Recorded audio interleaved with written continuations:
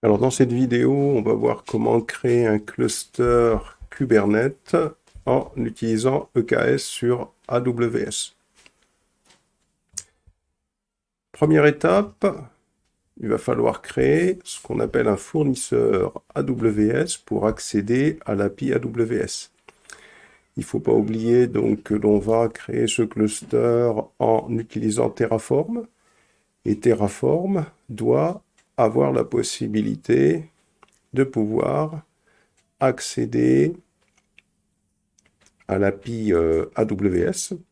Et pour ça, il va le faire à travers un provider, à travers un driver. Donc c'est la première des choses qu'il faut faire. Mais avant ça, bien évidemment, il faut d'abord avoir créé un utilisateur IAM sur AWS et avoir récupéré ces informations d'identification. Alors ça veut dire que on va d'abord sur AWS, se connecte à AWS. Je vais me redéconnecter. Voilà. Donc vous vous connectez à la console. Ensuite, vous mettez vos informations d'identification.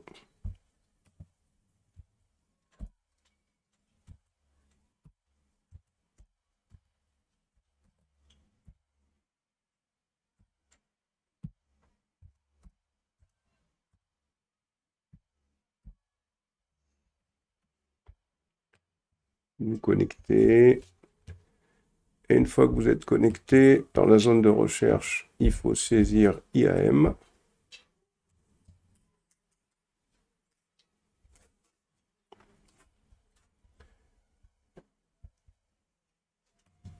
Ici, dans les zones, alors pour l'instant, on sélectionne pas. On va aller cliquer sur utilisateur. Et là, il faut donc créer un utilisateur. Cet utilisateur, on peut l'appeler Terraform 1, par exemple. On clique sur suivant.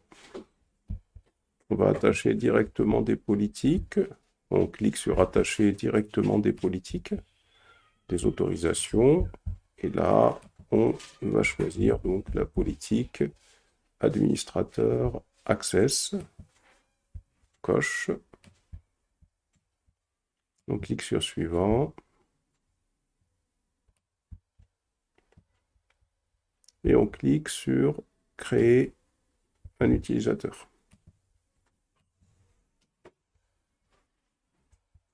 Et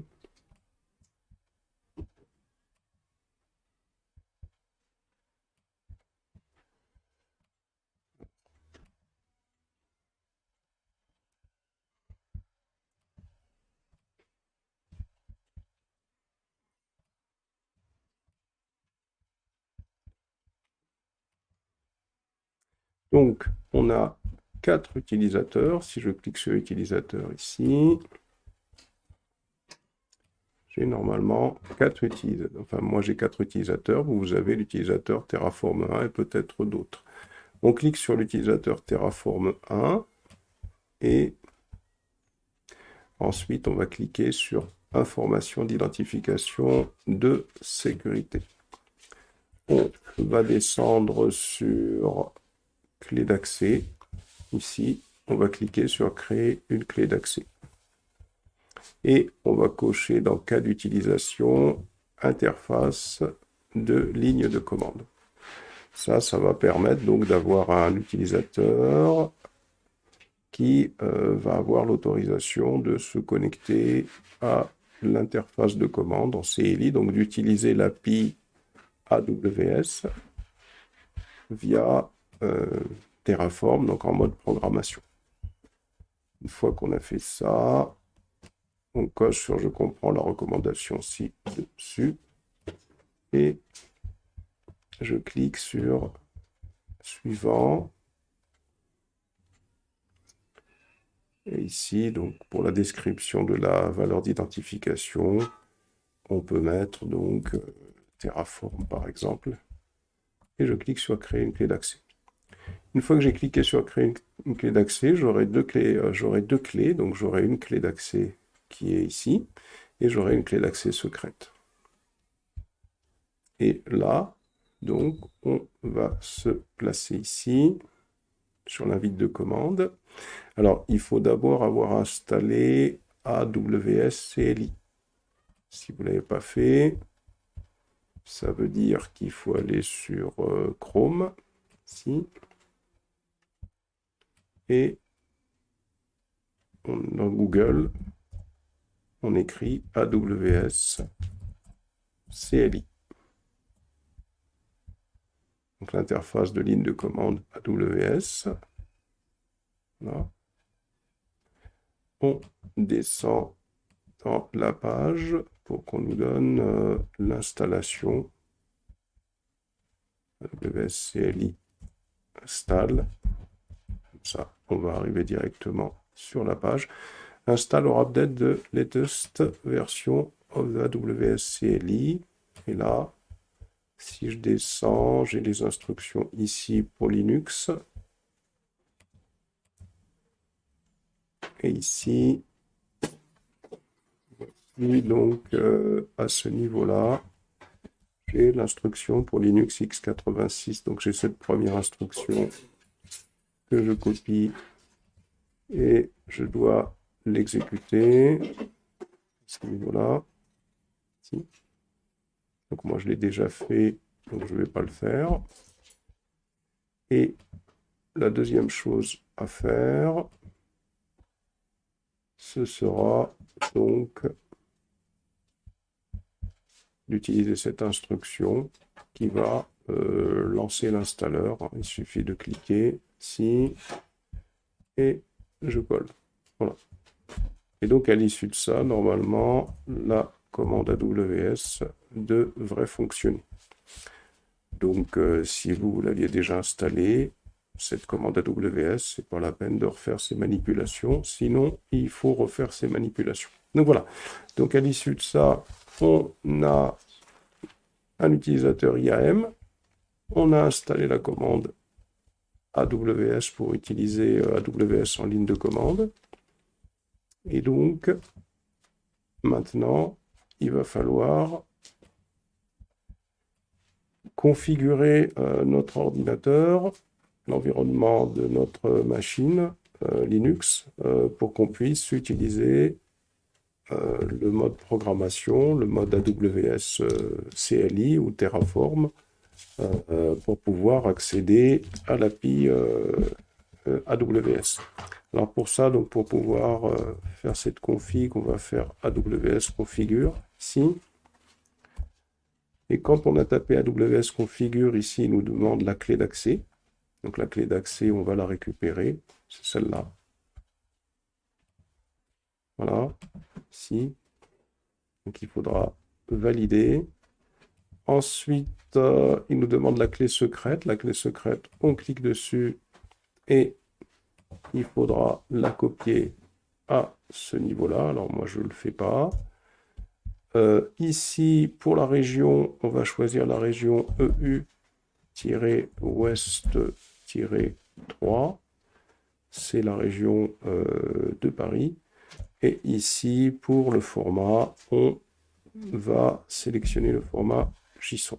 Et on valide.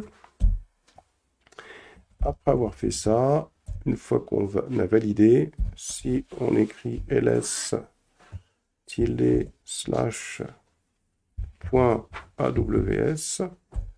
on a les credentials qui ont été créés dans ce fichier-là.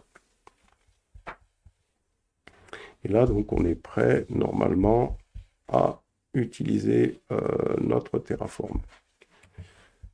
Donc, première des choses, on va d'abord créer un fournisseur AWS qui permet d'interagir avec les nombreuses ressources supportées par AWS, telles que les Virtual Private Cloud, les réseaux privés sur le cloud, EC2, les instances EC2, EKS, c'est un service qui va permettre de créer un cluster Kubernetes, etc. Donc c'est grâce à ce fournisseur que l'on va créer maintenant que Terraform va pouvoir accéder à l'API exposée par AWS pour lui envoyer des instructions. Donc on doit configurer le fournisseur avec les informations d'identification appropriées avant de l'utiliser. C'est ce qu'on vient de faire. On vient de créer des informations d'identification. Alors, pour créer un fournisseur, qu'est-ce qu'on va faire? On va créer un fichier qui s'appelle provider.tf. On va ici. Alors d'abord, il faut d'abord créer un dossier que l'on va appeler Amazon AWS. Valide. Voilà. Et moi, je l'ai déjà créé normalement. C'est des Amazon. On va plutôt créer. Moi, j'ai plutôt créé mkdir cd terraform AWS. Voilà. Donc, vous créez un dossier qui s'appelle Terraform AWS. Et dans ce dossier, on va déjà créer ce premier fichier, provider.tf. Voilà. Donc ce fichier, vous pouvez le récupérer sur le site avec tous les fichiers. Et dans ce fichier, on va définir le provider, donc provider AWS. C'est le nom de notre provider, celui qui va nous permettre de pouvoir interagir avec l'API de AWS. La région dans laquelle tout va se faire, c'est la région EU-Ouest 3. Alors cette région-là, elle correspond ici à EU Ouest 3. La voilà, elle est ici. Pour m'y placer, je vais cliquer sur Service, je vais aller sur Page d'accueil de la console, et voici la région dont il s'agit, c'est Paris. Donc c'est là où tout va se faire par programmation. Ensuite, on écrit Terraform, required provider Terraform, donc on va utiliser le provider AWS qu'on a défini ici. On indique la source du provider, c'est-à-dire le dépôt sur Internet sur lequel il va être trouvé, et puis la version. Donc ça, c'est le premier fichier qui est créé. Ensuite, on va créer un VPC automatiquement, c'est-à-dire qu'un VPC, c'est un Virtual Private Cloud. C'est-à-dire que sur le cloud, il va y avoir donc un VPC qui va être créé automatiquement. Donc l'étape suivante consiste à créer un cloud privé virtuel dans AWS à l'aide de la ressource AWS VPC. Quand on crée les ressources automatiquement ou par programmation sur AWS, il faut utiliser des ressources qui sont mises à notre disposition par AWS. On doit fournir un champ obligatoire qui est la taille du réseau, donc il faudra spécifier quel est le réseau sur lequel on souhaite travailler dans ce VPC. Donc ici, on a la notation CIDR de ce réseau. Donc le réseau, ce sera 10.0.0.0/16. Ce qui permettra d'obtenir 65 000 adresses IP. On affectera également une balise, par exemple, que l'on va appeler class cluster. Donc pour ce maintenant, deuxième opération, on va créer le fichier vpc.tf. Voilà. Alors nano vpc.tf. Ce fichier vpc.ts, donc on définit une ressource de type AWS_VPC. Ça, c'est une ressource qui nous est fournie par l'API AWS pour pouvoir créer un VPC. Ce VPC, on va l'appeler cluster. Ici, on définit le bloc CIDR, c'est-à-dire l'adresse réseau que l'on va affecter à ce VPC. Ce sera 10.0.0.0/16. Et ici, on définit un tag. Un tag, c'est une information qui va nous permettre de faire référence éventuellement donc à ce VPC par exemple, on peut décider de supprimer toutes les ressources qui auront le tag cluster, par exemple. Donc ici, on lui donne un nom cluster. Donc, il y a deux informations que l'on peut changer. Ici, c'est le nom du cluster, donc là, on peut mettre ce qu'on veut. Et ici, pour le tag, on peut mettre ce qu'on veut également. Donc moi, j'ai décidé de l'appeler cluster. Ensuite, dans un troisième temps, après avoir créé le VPC, on va créer une passerelle Internet qui va permettre de pouvoir accéder à Internet. C'est ça une passerelle, hein, c'est une gateway. Pour fournir un accès Internet à nos services, hein, pour qu'ils puissent aller sur Internet, nous allons créer une passerelle Internet dans notre VPC. On la joindra au VPC que nous venons de créer à l'étape précédente. C'est-à-dire que c'est ce VPC-là auquel on souhaite attribuer cette passerelle pour que les sous-réseaux que l'on va définir dans ce VPC puissent accéder à Internet. On la joindra au VPC que nous venons de créer à l'étape précédente. Elle sera utilisée comme route par défaut dans les sous-réseaux publics. Créons le fichier. Donc on va l'appeler igw.tf. On peut l'appeler comme on veut. Hein. Mais là, pour s'y retrouver, voilà. Donc, nano. Voilà. Alors, dans ce fichier, on définit la ressource AWS Internet Gateway. C'est cette ressource qui nous est fournie par l'API AWS pour pouvoir créer une gateway. Ici, on donne un nom à cette gateway. Le VPC auquel sera associée cette passerelle, ce sera le VPC qu'on a créé précédemment. Donc, ce VPC qu'on a créé précédemment, on avait utilisé la ressource AWS_VPC. On lui avait donné le nom cluster.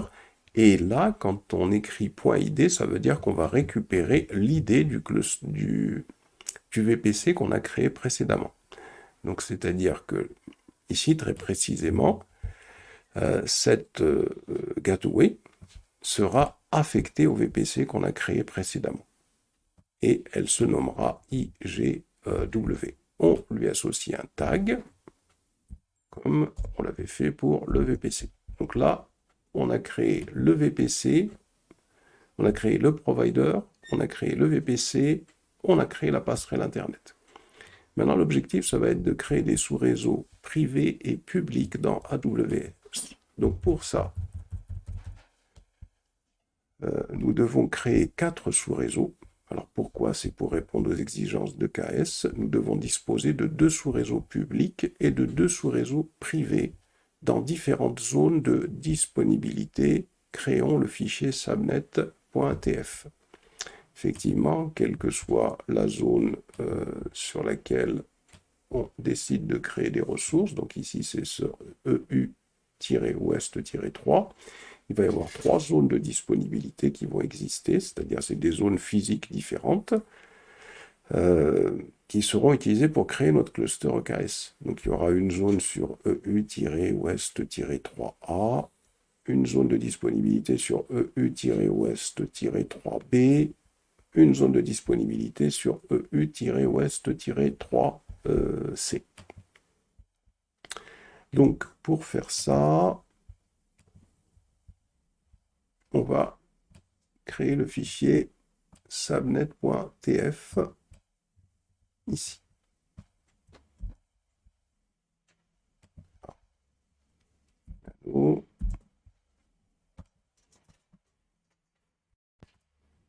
Subnet.tf. Alors donc, le nom de la ressource, ce sera AWS Subnet. Donc c'est comme ça qu'on crée des sous-réseaux. Le sous-réseau, on lui donne le nom private-EU-Ouest-3A.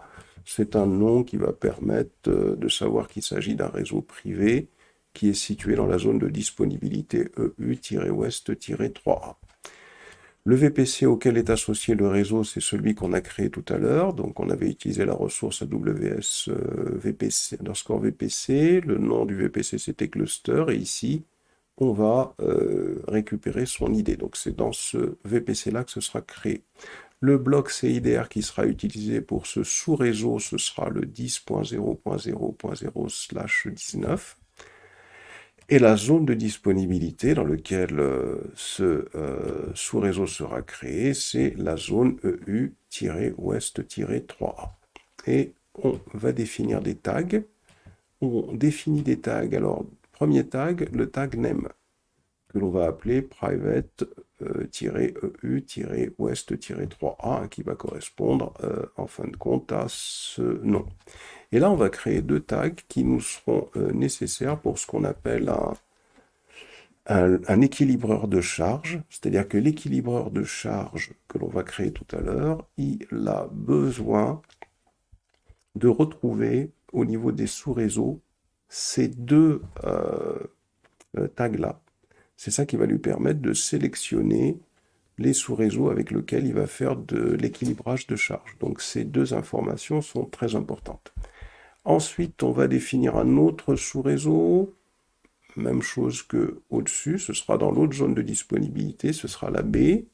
Ici, on va définir le VPC auquel va être affecté ce sous-réseau, le bloc CIDR qu'on affecte à ce sous-réseau, et la zone de disponibilité. Même chose, on définit le même type de tag.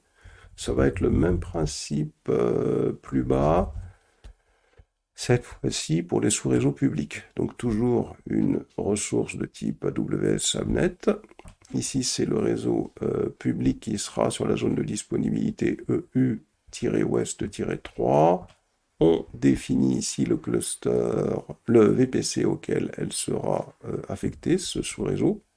Le bloc CIDR affecté à ce sous-réseau, la zone de disponibilité de ce sous-réseau public et le fait que cette adresse, ce sous-réseau sera affecté à une adresse IP publique. Et là, on définit des tags, aussi bien des tags qui seront des tags pour pouvoir identifier le sous-réseau, et puis des tags qui seront nécessaires au load balancer. Même chose, c'est exactement le même raisonnement pour cet autre sous-réseau public qui sera dans une autre zone de disponibilité qui sera la B. Voilà, donc là, on a les sous-réseaux qui sont définis. Ensuite, on va créer une passerelle NAT dans AWS. La passerelle NAT, c'est une passerelle qui permettra aux adresses, aux sous-réseaux privés de pouvoir aller sur Internet. C'est ça un NAT. Un NAT, ça permet de faire une translation d'adresses IP, puisque les adresses IP privées n'ont pas la possibilité d'aller sur le réseau public. Avec le NAT, ça va être possible. Donc ça, c'est la seule manière pour que les adresses, pour que les sous-réseaux privés qu'on a créés précédemment puissent communiquer avec Internet. Donc on va créer une passerelle NAT qui sera utilisée dans les sous-réseaux privés pour permettre au service de se connecter à Internet. Pour le NAT, nous devons d'abord attribuer une adresse IP publique. Ensuite, nous pouvons utiliser dans la ressource AWS NAT Gateway. On va la placer dans le réseau public. Ce sous-réseau doit avoir une passerelle Internet comme route par défaut. Et ce fichier, on va l'appeler nat.tf. Donc ici,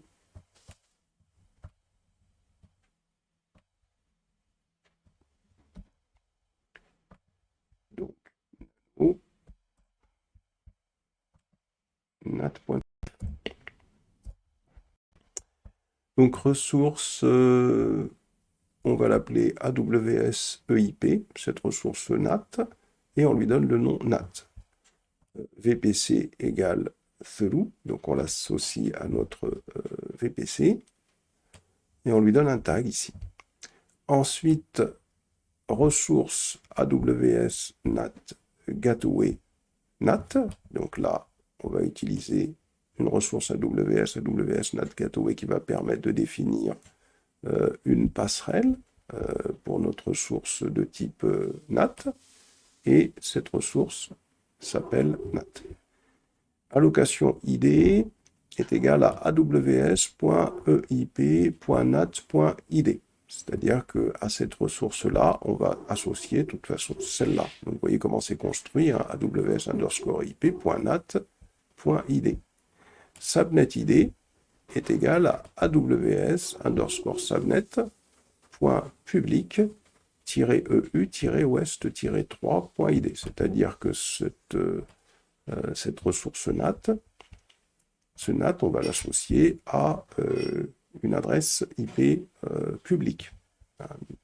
On a défini tout à l'heure des sous-réseaux publics. On définit un tag, et puis, bien évidemment, à la ressource à la ressource NAT que l'on a définie ici, on va lui associer la passerelle que l'on avait créée précédemment, AWS underscore Internet underscore Gateway, et on lui avait donné le nom à cette passerelle IGW. Donc ça, c'est une ressource qui va permettre au réseau privé de pouvoir aller sur Internet, et ils utiliseront cette passerelle.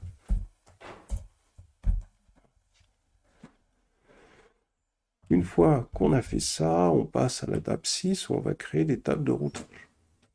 Ce qui s'est passé, nous avons créé des sous-réseaux. C'est ce qu'on a fait. On a créé une passerelle Internet et une passerelle NAT. On va créer des tables de routage et leur associer des sous-réseaux. Donc pour ça, on va créer le fichier route.tf. On a besoin d'avoir une table de routage pour que les ressources puissent aller sur le net. Donc nano route.tf, on supprime le point, attention.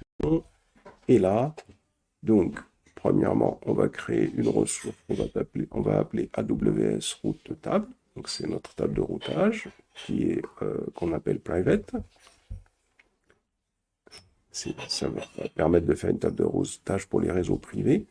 VPC-ID est égal à awsvpc.cluster.id. Ça veut dire que cette table de routage sera associée à ce VPC. Et là, on va définir notre route. Alors, il y a beaucoup de propriétés. On va déjà voir les propriétés qu'on a remplies. Donc, le bloc CIDR qui va être associé à la table de routage. Donc là, on a une route par défaut.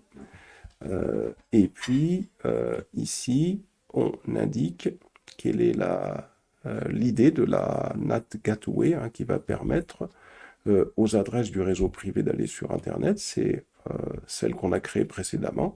Donc AWS underscore NAT underscore gateway.nat.id. Ensuite, ici, on a associé un tag à cette information. Donc, on l'a appelé name private. Et on fait exactement la même chose on fait exactement la même chose pour le réseau public. On va créer une table de routage qu'on va appeler public. Elle sera associée au VPC qu'on avait créé précédemment. Et ici, on va définir une route qui va être donc la suivante. Ici, on a une route par défaut. Ça veut dire que tous les paquets qui seront envoyés sur Internet utiliseront donc cette passerelle. Et la Gateway ID, c'est tout simplement la Gateway, la passerelle qu'on avait créée précédemment.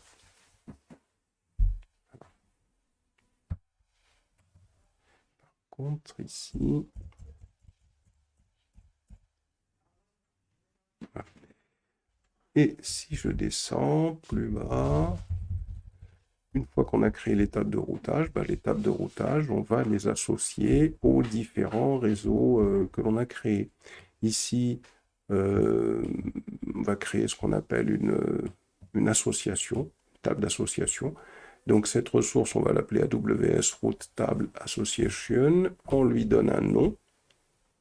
Ça veut dire que l'on va associer la table de routage qu'on a créée précédemment, on va l'associer avec le sous-réseau, le premier sous-réseau privé qu'on a créé. On a créé deux tables de routage au-dessus. Donc, la première table de routage qui est ici, celle-là, cette table de routage-là, nous allons l'associer au premier sous-réseau privé qu'on avait appelé AWS Subnet Private EU-OST-3.id. Et donc ici, on va tout simplement dire qu'on va lui associer la table de routage qu'on a créée précédemment, AWS route table.private.id. Et on fait la même chose pour l'autre sous-réseau privé. Donc à ces deux sous-réseaux privés-là, on associe les tables de routage qu'on avait créées pour les réseaux privés. Et aux deux sous-réseaux publics qui sont situés au-dessous, on fait exactement le même raisonnement. On leur associe la table de routage que l'on avait définie pour les réseaux publics. Ensuite, une fois qu'on a fait ça, il faut maintenant que l'on crée le cluster EKS. Alors les clusters Kubernetes gérés par Amazon EKS appellent d'autres services AWS en votre nom pour gérer les ressources que l'on utilise avec le service. Par exemple, EKS créera un groupe de mise à l'échelle automatique pour chaque groupe d'instances si vous utilisez des nœuds gérés. Donc avant de pouvoir créer des clusters Amazon EKS, on doit créer un rôle IAM avec Amazon EKS Cluster Policy. Ça veut dire que l'on va autoriser tout simplement notre cluster EKS à pouvoir interagir avec d'autres services. Et ce rôle, on va l'appeler rôle-eks.tf. Donc là, on va créer un rôle qui va donner des autorisations au cluster. Donc, allez, nano, on colle. Voilà. Et là, donc, on va avoir notre ressource que l'on va appeler AWS IAM role. On va l'appeler cluster. Ce rôle, c'est ça qu'on va attribuer comme nom au rôle. Le nom, le name, donc ce sera EKS-cluster-cluster. Et puis ici, on va définir la policy, la règle. Plus bas, on va définir une ressource de type AWS IAM Role Policy Attachment que l'on va appeler cluster-Amazon EKS Cluster Policy. Donc ça va permettre de pouvoir y affecter une policy. Donc ici, on va définir un identifiant de règle. Donc la règle, ce sera celle-là. Donc Amazon EKS Cluster Policy. Et le rôle qu'on va lui affecter, c'est le rôle qui a été défini plus haut ici, AWS IAM-rôle cluster. Donc c'est ce qu'on retrouve à ce niveau-là. À cette ressource-là, voici, on va lui affecter ce rôle-là. Ensuite, on va avoir une autre ressource, la ressource AWS EKS Cluster, auquel on donne le nom cluster. Le nom, c'est cluster. Le rôle ARN, donc c'est AWS IAM role.cluster, donc c'est le rôle que l'on a défini plus haut, point ARN, pour avoir un identifiant concernant ce rôle. Et plus bas, on indique les différents sous-réseaux auxquels va s'appliquer cette règle. C'est tous ceux qu'on a créés plus haut. Depends on aws.iam-role policy attachment. Donc ça, c'est celle qu'on a créée plus haut, la règle, la voilà. C'est-à-dire que ces ressources dépendent de la règle que l'on a définie à ce niveau-là. Donc AWS IAM role policy attachment .cluster Amazon EKS cluster policy. Donc c'est une syntaxe qu'il faut revoir plusieurs fois pour bien comprendre comment elle fonctionne. Je sauvegarde.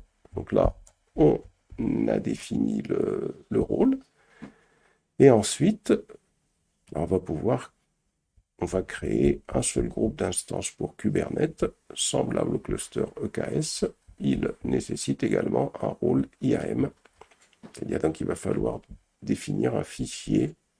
Alors ce fichier, on va l'appeler node.tf. Donc je récupère ici ce fichier. Là, je le mentionne à ce niveau-là. Là, on y va. Nano node.tf. Et donc ici, c'est là où on va créer le cluster. Alors, premièrement, il faut définir un rôle encore. Ce rôle, on va l'appeler node. Donc un rôle de type AWS IAM role. On va l'appeler node. Ici, on lui donne un nom. Ça, c'est le nom du rôle, EKS node group node. Et ici, on va dans ce rôle, définir la fonction JSON encode. C'est une fonction qui va permettre de convertir le résultat d'une expression Terraform en une syntaxe JSON valide. Donc, dans ce rôle, on définit cette fonction, donc il y aura l'autorisation de pouvoir convertir le résultat d'une expression Terraform en une syntaxe JSON valide. Ensuite, dessous, on va redéfinir des ressources comme on l'avait fait tout à l'heure pour pouvoir définir des autorisations, des règles que l'on va affecter au rôle. Donc, un premier rôle ici, première autorisation, ça va être Amazon EKS Worker Not Policy, puisqu'il y aura des workers. Amazon EKS CNI Policy pour le réseau. Amazon EC2 Conteneur Registry Read Only pour pouvoir lire des images à partir d'un registry. Donc, ici, 3 ressources que l'on va pouvoir affecter à notre rôle. Ensuite, ici, on va définir une ressource AWS EKS Node de groupe private node. On va définir le nom du cluster que l'on va affecter à cette ressource. On va définir le nom du groupe. Alors, le nom du groupe, ça va être private node. Ça va être normalement, je ne l'ai pas utilisé au-dessus, donc private node. Alors, le node rôle ARN, voilà, c'est celui-là. Donc, on va affecter à ces ressources le rôle que l'on a défini plus haut, AWS IAM rôle.nodeARN, hein, c'est le rôle que l'on avait défini à ce niveau-là. Ici. Ensuite, on va définir les deux sous-réseaux sur lesquels donc les deux zones de disponibilité, les deux sous-réseaux sur lesquels va s'appliquer cette ressource. Capacité type en demande, c'est-à-dire qu'on va créer un cluster qui grandira en fonction de la demande. Instance type T2.medium, donc il y aura une instance de type T2.medium qui est payante, mais c'est pas très cher quand on détruit rapidement. Scaling config, ici, la taille désirée pour le cluster, c'est 1, donc il n'y aura qu'un nœud au départ. La taille maximum, ce sera 5. Si on fait de l'autoscaling, ça veut dire que au fur et à mesure qu'il y aura des besoins, 1, 2, 3, 4, jusqu'à 5 nœuds pourront être rajoutés. Min size, on met rien. Et ensuite, donc, un certain nombre de paramètres que l'on définit ici. Et on a dit que tout ça, ça dépend des règles, des policies qu'on a définies plus haut. Voilà. Enfin, un dernier fichier que l'on va créer, c'est ce qu'on appelle un fournisseur IAM OIDC EKS. Ça va être pour pouvoir gérer les autorisations des applications qu'on va déployer sur Kubernetes. On peut soit attacher des stratégies directement au nœud Kubernetes. Dans ce cas, on va avoir chaque pod qui bénéficiera du même accès aux ressources AWS, mais on peut créer un fournisseur de connexion OpenID qui permettra d'accorder des autorisations IAM en fonction du compte de service utilisé par le pod. Et le nom du fichier, ce sera celui-là, iam-oidc.tf. Donc OpenID, si on va voir sur Internet, hein, c'est une sorte de comment dirais-je, donc une sorte de certificat qu'on obtient qui va permettre de pouvoir sécuriser l'accès aux applications. Ensuite, donc ce fichier, on l'appelle IAMOIC-TF.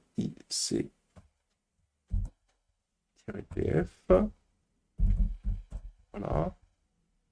Colle ici. Ah. Il est là. Donc c'est plutôt celui-là.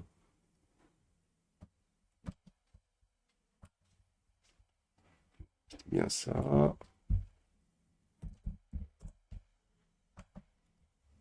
Voilà. Donc rien de spécial. Ici, on va définir l'URL où récupérer le certificat. Et ensuite, ici, les ressources pour pouvoir obtenir notre token. Voilà, là, on pourra aller étudier un peu plus en détail OpenID, mais ultérieurement. Et là, donc, on va pouvoir faire un Terraform init, faire un Terraform plan,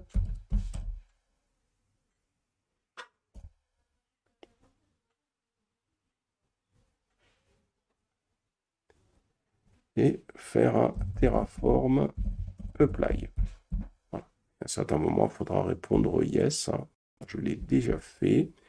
À l'issue de ça, donc, on devrait obtenir, on va pouvoir, en récupérant cette instruction qui va mettre à jour le fichier de configuration de Kubernetes,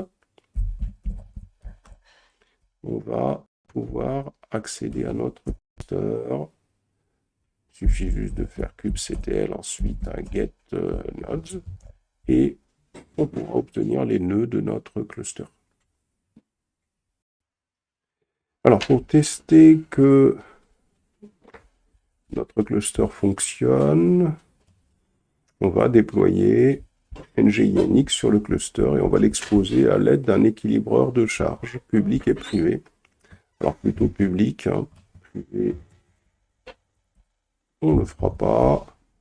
Le premier, donc, est un objet de déploiement avec une image NGINX de base. Donc, on va déployer une image NGINX sur le cluster Kubernetes qu'on vient de créer. Et le fichier, donc, on va créer ces déploiements.yaml. Alors, pour ça, sur le disque dur, on va sortir de Terraform AWS et aller dans le dossier NGINX. On va écrire nano NGINX. On va faire un nano deployment.yml. Et là, donc, on va faire un déploiement. Donc, API version, on se souvient, apps/v1. Le type, c'est deployment. Parmi les métadatas, on a le nom du déploiement. Dans les spécifications, on a un réplica. On va répliquer le pod une fois. Ici, on définit des selectors. Alors, selector match label app NGINX. Ça va permettre de pouvoir sélectionner, en fin de compte, les conteneurs qui seront contrôlés par ce réplica. Plus bas, on a un template. Donc dans les templates, dans cette spécification template, on va tout simplement définir des informations concernant le pod. Metadata, label app NGINX, ça veut dire que ce qu'on va définir dans les métadatas, ça va être contrôlé par le réplica que on a créé ici. Dans les spécifications, on va définir dans le pod un conteneur qu'on va appeler NGINX, qui va faire fonctionner l'image NGINX,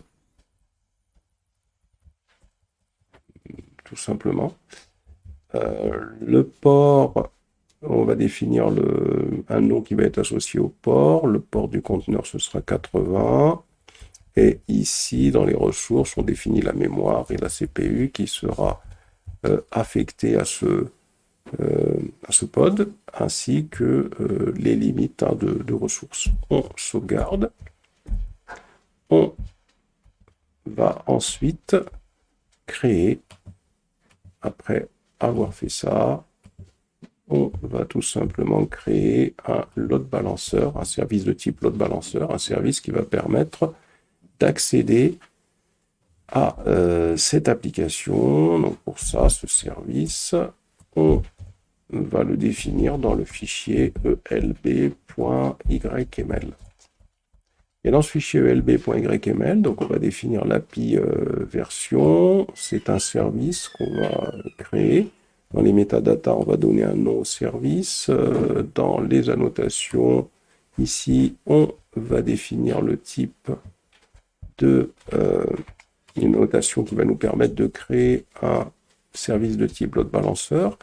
Dans les spécifications, on définit le type du service. Donc c'est un service de type load balancer, équilibreur de charge.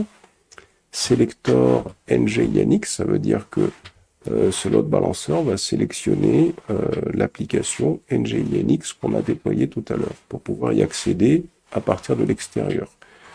Et on définit le port qui va être exposé, target port web, hein, pour dire que le port cible, eh bien, c'est le port que l'on a défini tout à l'heure. On sauvegarde, on fait un kubectl apply -f point. Voilà. Et si je fais un kubectl get svc, à l'issue de ça, donc on aura notre load balancer qui est là, avec l'adresse IP, son adresse IP de type cluster IP, et voici l'external IP. Elle est là. C'est tout ça, l'external IP. Donc c'est via cet IP-là qu'on va pouvoir accéder à notre service. Voilà. Et on a bien accès au service NG. Maintenant, on va pouvoir détruire notre cluster. Donc cd points, cd terraform AWS. Et là, on va tout simplement faire un terraform destroy.